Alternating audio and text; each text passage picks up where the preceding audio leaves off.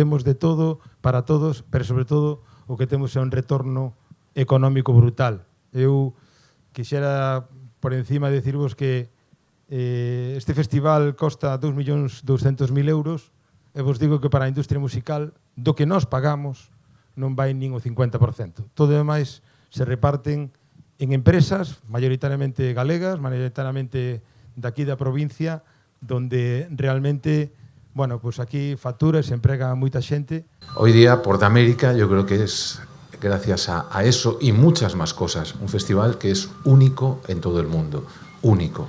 Nos han intentado copiar, lo cual es lo más bonito que pase. Cuando ves que quieren copiarte es porque algo has hecho bien, ¿no? Y creo que es el mejor piropo que podemos recibir.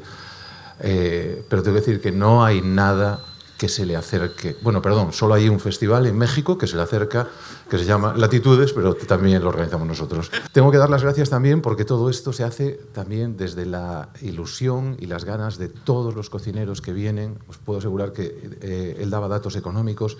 Si tuviésemos que pagar todos los cachés de todos los cocineros, esto sería inviable.